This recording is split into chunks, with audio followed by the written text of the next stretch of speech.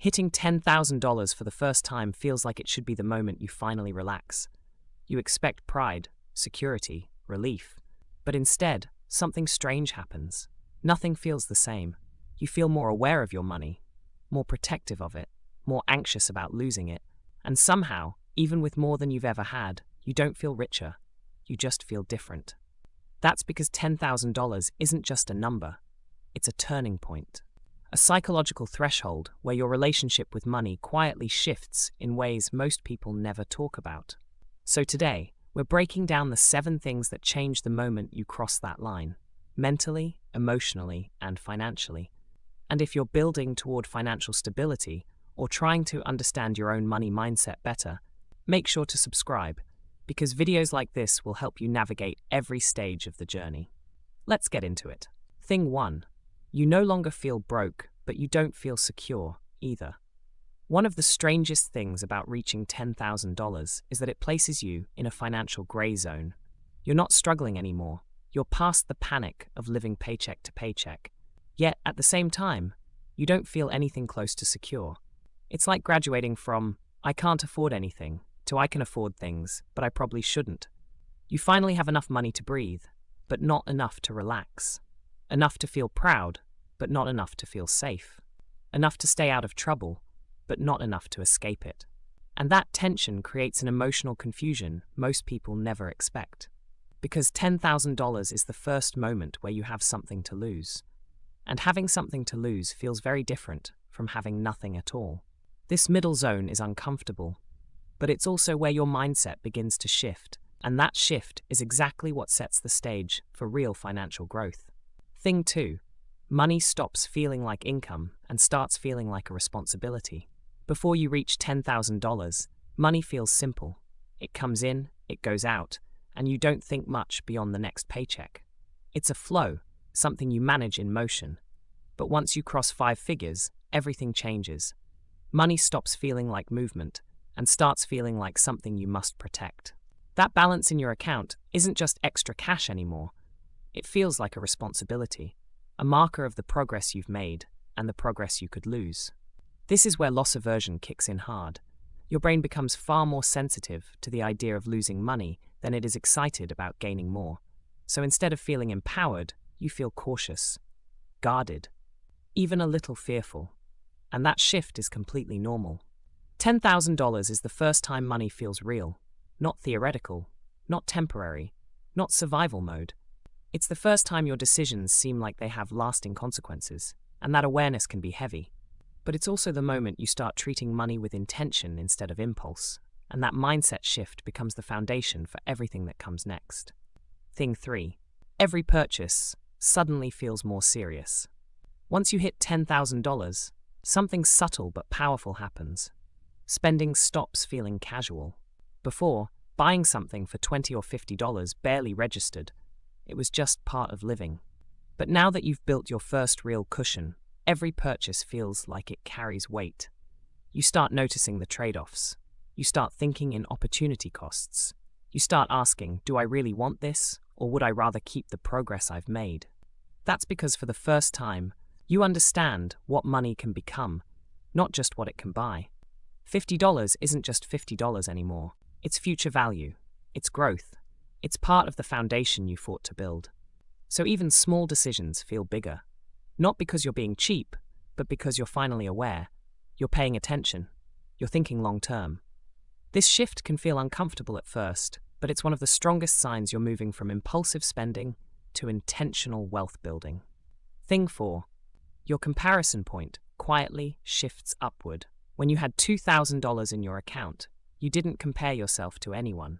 You knew you were still finding your footing, and survival mode doesn't leave much room for comparison. But once you hit 10,000, something changes. You stop looking at people with less and start comparing yourself to people with more. Suddenly, your friend with 50,000 saved feels miles ahead. Someone buying a house makes you wonder what you're doing wrong. A coworker talking about investments makes your 10,000 feel small, even though it's more than most people have. Your financial benchmark shifts upward without you even noticing. This is the psychological trap. As you grow, your expectations grow faster. What once felt impressive now feels insufficient, simply because you're measuring yourself against a new group. But this comparison doesn't reflect reality, it reflects momentum. You're moving forward, which means your brain keeps adjusting the finish line. Recognizing this shift is important because comparison can either motivate you or drain the pride you've earned. 10,000 isn't the end, but it is a milestone worth acknowledging before you look ahead. Thing 5. Fear shows up in a new way. What if I lose this? When you finally reach $10,000, you expect to feel safer. But instead, a new kind of fear appears, the fear of losing it. It's ironic. When you had almost nothing, you weren't afraid of losing money because there wasn't much to lose. But now, this balance represents effort, discipline, and sacrifice, and the idea of it disappearing feels personal. You start double-checking expenses. You hesitate before moving money. You worry about unexpected emergencies more than before. This isn't weakness, it's psychology. Your mind is wired to protect what you value, and $10,000 is the first time a financial cushion feels meaningful enough to defend. The fear doesn't come from the money itself, it comes from what that money represents. Progress, stability, possibility. The key is understanding that this fear is actually a sign of growth. It means you've crossed into a new stage, one where your financial decisions finally matter and you're aware of their impact. Thing 6. You realize cash isn't security, it's just a starting line. Something unexpected happens once you reach $10,000. You stop seeing cash as the finish line and start seeing its limits. At first, that balance feels like protection, a safety net, a buffer, a little breathing room. But the more you sit with it, the more you realize it isn't actually security.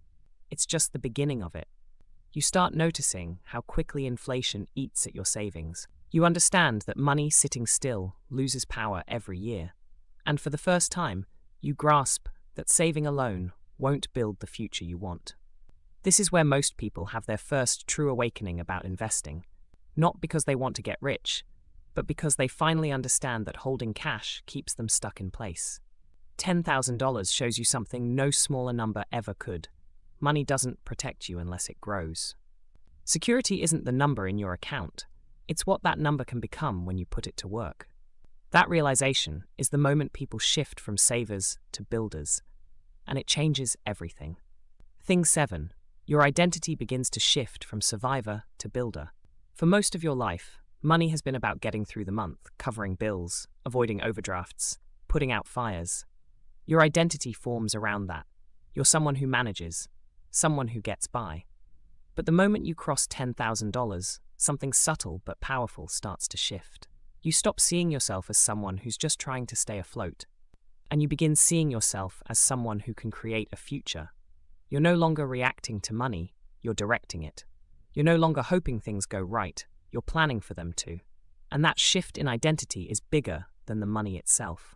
For the first time, you can imagine a version of you who builds wealth, not accidentally, not someday, but intentionally, starting now. That identity change is the most valuable thing $10,000 gives you.